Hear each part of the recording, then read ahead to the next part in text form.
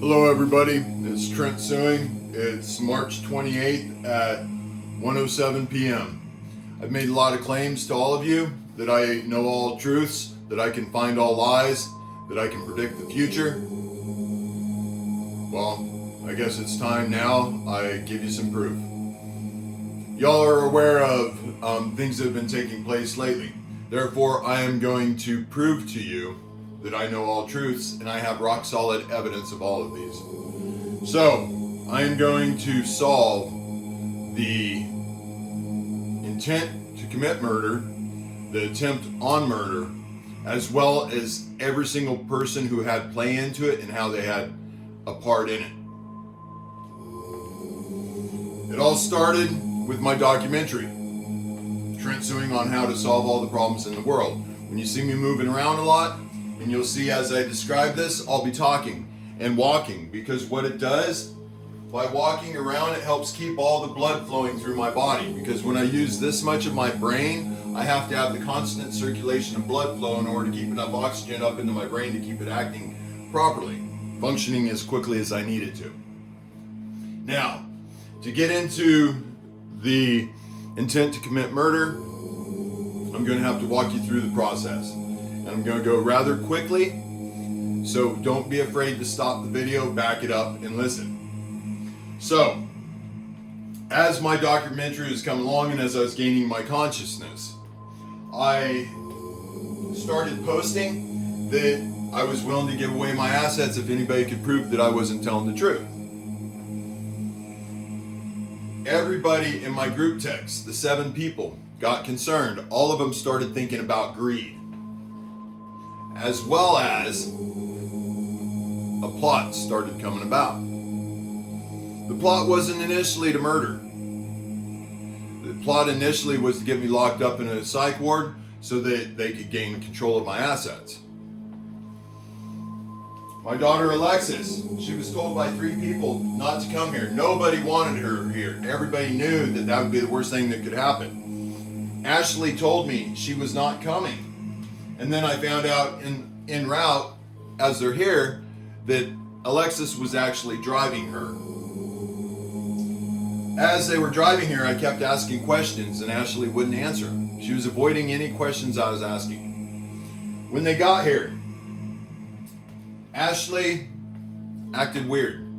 She wasn't even remotely sexual. She didn't tell me she loved me. She didn't give me a kiss or anything. But yet this woman came here to marry me. So I felt something was really off. But I wanted to love her and I wanted to believe in her, so I didn't think too much about it. The next day, talked about Caesar. Wanting to figure out, is it feasible for Caesar to travel around the United States with us in order, to spread the love. Got thinking, maybe it's better if he goes to a temporary home. Ashley brought up Alexis. Hey, how about Alexis? Alexis would love to have him. And I said, okay, well, she needs to come here.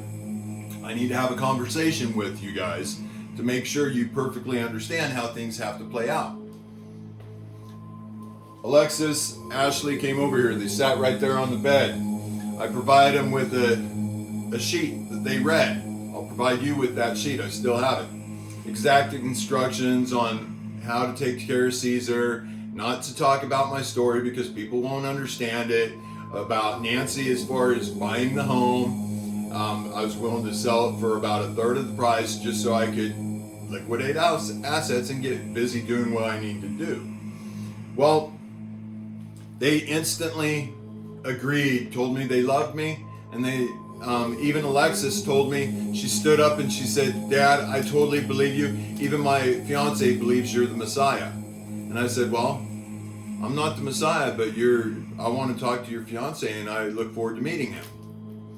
Then Alexis informed me in order to have the international COVID paperwork, it's required that you get this supposedly 3-year COVID paperwork that way you can travel around the world and not have to keep dealing with COVID. She works in the nursing industry, or at least in the medical industry, so I figured she knows what she's talking about. So I was like, okay, great, let's go do that. We get in my car. Alexis wanted to drive a separate car, which I thought was weird. And I said, no, why don't you go ahead and ride with us? So she rides with me. She actually tried to get Ashley to ride with her as well. But I ended up talking all three of them. No, you need to just ride with me. So we ride, get to the emergency room. We pull around the loop of the emergency room. Alexis says, hey, let me run in real quick. Make sure the booth is down here. And I'll see if I can get you cut in line. So I was like, okay, great. So I just loop around. As I'm looping around, here comes out a nurse and says, hey, we're ready for you. Come on in. I park the car. Ashley holds my hand and she says, can I hold your arm tight? And I'm like, sure. Step in the hospital. Instantly, they don't do anything. They don't check me in. They don't check my blood pressure. They don't ask me any questions. They take me immediately into the psych ward. I recognize the psych ward because I was there before with Ashley helping her. The same nurse is the one who helped her. She even recognized me. I asked, what in the world am I doing in here? I shouldn't be in here. Why am I in the psych ward? I told them exactly what I was there for. They even put in the paperwork what I said what I was there for. Then they proceeded. They called Ashley out of the room. They asked her a couple questions. She said that I said I would kill her if she gave out the God code. Then she came back into the room. She laid down, put her head on my lap, and slept and ate my food and all of that. Then as soon as the psychologist came in, I gave him the God code right in front of her. Because everybody should have it. Everybody should know the truths. Proceeds on. I tell them I do not approve any of this. I do not have any mental illness. I do not approve a mental health assessment. The nurse reassures me, oh, no, this isn't a mental health assessment. I'm just a nurse also. Then it comes to a point where they want to pull my blood. I say very specifically, I do not agree with this if this is not for my COVID paperwork. She assures me that it was for my COVID paperwork. So then I was like, okay, if that's necessary for it, then I agree to it. They lied to me and did it under false pretense. They didn't even take a urinalysis. It's required to do a mental health assessment to take a urinalysis. So they didn't even finish it. So it's not even a complete one. So they come to me, they give me the diagnosis. They say that it was a mental health assessment, that I have a mood problem was the diagnosis. But in the record, they put drug abuse, which was not even discussed. They put mania. They, all sorts of stuff. It's in the record. Easy to show, hardcore proof.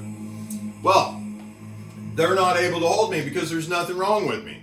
So I go leave. As soon as I'm leaving, Ashley all of a sudden pulls away from me. And she goes over to Alexis, and Alexis screams, there he is, don't let him leave. I leave.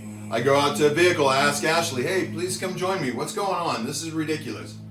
She said, well, there's things that have to be figured out. I need help understanding this. So I leave. I go home. They take an Uber. Ashley only comes to the house. Then she starts to proceed to tell me that she has to leave because she has to think about this. She has to figure things out. She goes to dinner with Kelsey, my middle daughter.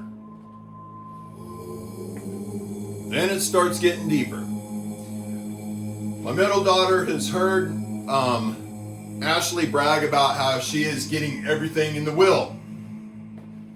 My middle daughter Kelsey has also seen Ashley with money. When Ashley is broke, she had excess cash. Totally out of the norm. Then it came down to Ashley blatantly refused to leave with me like we were supposed to and travel and get married. And she says she just can't leave with me, but she's going to stay here to protect the house and all the assets.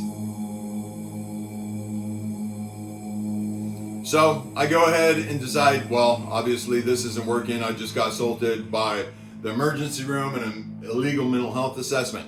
So I was like, I need to get the heck out of town. I lock up the house. I know exactly everything that was in the house, where it was in the house. I do not give anyone access to the home at this time. I leave. I beg people, all the group texts. I'm not even going to get into all that. It's so obvious. It's so blatant. Everybody in the group text was hoping that I would commit suicide. because everybody in the group text, including Ashley and Alexis, were to gain assets. If I was in the mental institution or if I was dead. So, knowing that, I started feeding into the group text, begging everybody to please show me some love. Please show me that you're not okay with I was assaulted or the illegal mental health assessment. None of them would say anything positive about me whatsoever. None of them would tell me that they love me. All they kept doing was cutting me down, saying I'm bipolar, I'm manic, all these mental health things. Then I come up with the idea, okay, now's the time I need to do a crucifixion representation in my documentary, because my family had literally just crucified me, and all the listeners had crucified me because I've been begging for somebody to listen. Somebody talk to their pastor to have him come talk to me so I can prove what I'm saying is true. I've begged the FBI, I've begged the president, I've begged Elon Musk, I have begged everybody in the world to listen to me. Nobody listens. Therefore, I need to demonstrate how bad the illusion represents everything. So I'm going to demonstrate a crucifixion in the video. Clearly stated crucifixion, not suicide. I clearly state in there that this is for entertainment purposes only. I would never harm myself or anybody else. I make it perfectly clear so that everybody can see it's Tic Tacs in my mouth and that it's cranberry juice in the bottle. Before I post this, I sent a group text to everybody that you have betrayed me, you have abandoned me, you couldn't even show me the slightest bit of love. How could you guys shame me and do me like this when all I have is unconditional, undeserving love for everybody? Not a single one of them responded back. So I post the crucifixion video. The very first two people to watch it were Alexis and Ashley. So, once I post it, I blaze. I know that I need to get home. We had an agreement that Ashley was going to meet me at the border and we were going to go Mount St. Helens because I bought some fireworks and I didn't know if they would be legal to take in the state or not. So, she ends up last minute not even responding, not even telling me. So I head straight home because I know something's up. Meanwhile, as soon as they see the video posted, what do? They take everything that they were stealing, they panic. They think I committed suicide. So they want absolutely no evidence on them. Well, they were in a hurry. So they screwed up. Within the evidence actually happened to be what stuff that came out of the safe, which was Alexis's birth certificate. They also happened to be so sloppy that there's a pair of Ashley's dirty panties with DNA in it, her belt, as well as earrings. So much evidence. So, here we have, they're scared now. They ran across the state. But one of the things that they screwed up with, which there's more things that I know will come up in the evidence, in her place of residence, I know what's there, and it will be key evidence that she is the one who did this. So, for example, I have my cell phone that was stolen. I waited until it got all the way back to Texas before I shut off the IXM. The IXM number will prove exactly where it was when it got shut off. It will prove it was with Ashley. I believe it will prove that she put a different SIM card in it and was using it. I also have proof that she tried to destroy every ounce of my business back in January. Right before she told me she was going to commit suicide, but she didn't because of my love for her and everything I've done for her. Well, so, speeding along, we have them running. Now, all of a sudden, I start finding evidence. I start figuring out exactly what happened, why it happened, when it happened. For example, why did they take my drone ahead of time? They took my drone ahead of time, the same reason why they bought a tracker and put it on my vehicle. Because they wanted to see exactly where I was at so that they could kill me and make it look like it was a suicide. Well, that didn't work. The tracker didn't work. On my videos I posted showing the evidence out in the doghouse. Not long after, a bomb goes off in between the evidence and where the head of my bed is, where I would have been sleeping. It has all sorts of tack or staple things, nails, everything that a person would use to try to kill somebody. The only reason why it didn't work was, one, they didn't know I was, ironically that night I have to take a shower upstairs. Normally I don't. Whew. Yeah. So